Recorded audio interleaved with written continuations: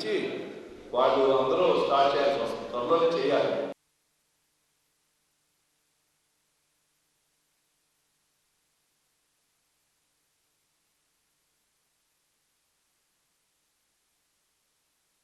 ఈరోజు రాష్ట్రంలో కేంద్రంలో రెండు ప్రభుత్వాలు దేశ రాష్ట్ర అభివృద్ధి కోసం చేసిన కృషి మీ అందరికీ తెలుసు. మరి 100 రోజుల సందర్భంగా చంద్రబాబు గారి నాయకత్వంలో ఎన్నో ఒడిదుడుకులున్నా, ఎన్నో ఇబ్బందులున్నా కాంగ్రెస్ ప్రభుత్వం ఈ రాష్ట్రాన్ని సర్వనాశనం చేసి వెళ్ళిపోయినా, ఆర్థిక విధానం బాగోపోయినా, పరిపాలన గాడిలో లేకపోయినా చంద్రబాబు గారి నాయకత్వంలో ఈ 100 రోజుల్లో పరిపాలన గాడిలో పెడుతూ అధికారులు ఉత్సాహపరుస్తూ ఈ రాష్ట్రాన్ని అభివృద్ధి చేయడం తపంతో ఎన్నో సవాళ్ళు ముందున్నప్పుడు కూడా అనేక కార్యక్రమాలు చేసే సంగతి మీ అందరికీ తెలుసు. వారు ముఖ్యమంత్రి అయిన తర్వాత ప్రధానమంత్రి గారి సహకారంతో ప్రమాణ స్వీకారం చేయకముందే పోలవరం ప్రాజెక్టుని జాతీయ ప్రాజెక్టుగా ప్రకటించిన సంగతి కూడా మనందరూ తెలుసు.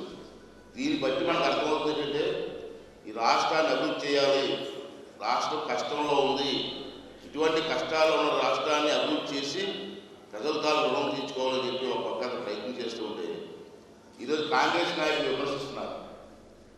నిన్న రఘువీరారెడ్డి గారు మాట్లాడారు, చంద్రబాబు నాయుడు గారి 30 క్వశ్చన్లు వేస్తూ ఎటకారంగా మాట్లాడలేదు. అసలు రఘువీరారెడ్డి గారిని అడుగుతున్నాను, ఇవాళ మీకు అధికారం పోయి పిచ్చెక్కిపోయి ఏదో పేలాపని మాట్లాడుతున్నారు తప్పించి ఈ 100 రోజుల్లో చంద్రబాబు నాయుడు గారు చేసిన కృషిని ఈ రాష్ట్ర అభివృద్ధి కోసం మీరు అభినందిస్తూ అతను సహకరించవలసి పోయి ఇటువంటి కామెంట్స్ చేయడం మంచిది కాదు. మీ 100 రోజులు దగ్గరగా చూసిన చంద్రబాబు నాయుడు గారు తపన పడుతున్నారు. దానికి ఉదాహరణ చూశారు, పోలవరం ప్రాజెక్ట్ కానివ్వండి, ప్రధానమంత్రి గారితో మాట్లాడి 24 అవర్స్ కరెంటు, అది కాకుండా భారతదేశంలో 3 రాష్ట్రాలకి 24 అవర్స్ కరెంట్ ఇస్తే ప్రధానమంత్రి గారు ఆంధ్ర రాష్ట్రానికి ఇవ్వడం మనందరూ కూడా మెచ్చుకోవాల్సిన అవసరం ఉంది. ఎందుకంటే 24 అవర్స్ కరెంట్ కానీ వస్తే అనేక ఇండస్ట్రీస్ వస్తాయి. మనకి ఇండస్ట్రీస్ వస్తే రాష్ట్రం అభివృద్ధి చెందుతుంది, రాష్ట్రం ఆర్థికంగా అభివృద్ధి చెందుతుంది. ఆ ఇండస్ట్రీస్ వస్తే కొన్ని వేల లక్షల మందికి డైరెక్ట్గా కానీ ఇండైరెక్ట్గా కానీ ఉపాధి కలుగుతున్న ఆలోచన లేకుండా ఈ కామెంట్ చేయడం మంచిది కాదని చెప్పి నేను మనం చేస్తాను.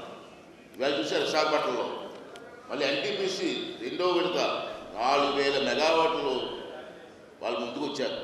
ముందుకు వస్తే ఇంతకుముందు ప్రభుత్వం ల్యాండ్ ఇవ్వాలంటే కొన్ని సంవత్సరాలు పట్టింది. చంద్రబాబు నాయుడు గారు కరెంటు కావాలి, కరెంటు ముఖ్యం అని చెప్పి ఇవాళ ఒక ఆలోచన విధానంతో వెంటనే ల్యాండ్ అలాట్ చేసి 4000 మెగావాట్స్ విద్యుత్ రావడానికి కారణం. ఇవన్నీ కూడా మీరు ఆలోచన చేసి రాష్ట్రాన్ని ముందుకు తీసుకెళ్లాల్సిన పోయి ఈ విధంగా కామెంట్ చేయడం మంచిది కాదని చెప్పి నేను అందరూ పనిచేస్తున్నాను. అలా చంద్రబాబు నాయుడు గారు ప్రమాణ స్వీకారం చేస్తూ కొన్ని ఫైల్స్ మీద సంతకం పెట్టారు, అదే స్టేజ్ మీద. అతను కమిట్మెంట్ ఉంది, అందుకే ఆ 5 ఫైల్స్లో ఏం సంతకం పెట్టారో అన్నీ కూడా నెరవేర్చడం కోసం ఈవేళ కార్యక్రమాలు తీసుకోవడం జరిగింది. ఆ రోజు చెప్పారు, ఈవేళ రుణమాఫీ కానీ మహిళ రుణమాఫీ కానీ చేస్తూ ఉన్నారు, జీవో వచ్చేది తప్పకుండా చేస్తున్నాం, చేయడానికి సిద్ధంగా ఉన్నాం. ఎంప్లాయీస్ ఏజ్ లిమిట్ పెంచుతూ ఉన్నారు, ఇచ్చారు. అనేక కార్యక్రమాలు, ఎన్టీ రామారావు గారు సుజల సవంతి పథకం రేపు ఇండియన్ నుంచి స్టార్ట్ చేస్తున్నాం. అలాగే పెన్షన్లు ఉన్నాయి, 1000 రూపాయలు చేస్తూ ఉన్నారు, వికలాంగు 1500 చేస్తూ ఉన్నారు, రేపు అక్టోబర్ 2 నుంచి స్టార్ట్ చేస్తున్నాం. అంటే 100 రోజుల్లో ఇన్ని కార్యక్రమాలు చేయడం కోసం రాష్ట్ర ప్రభుత్వం ముందుకు వస్తూ ఉంటే మనందరం కూడా సపోర్ట్ చేసి అతను అభినందించి ఇంకా ప్రోత్సహించి ముందుకు తీసుకెళ్లాల్సిన అవసరం ఉందని చెప్పి అన్ని పార్టీల వారిని కూడా ఈ సందర్భంలో మనం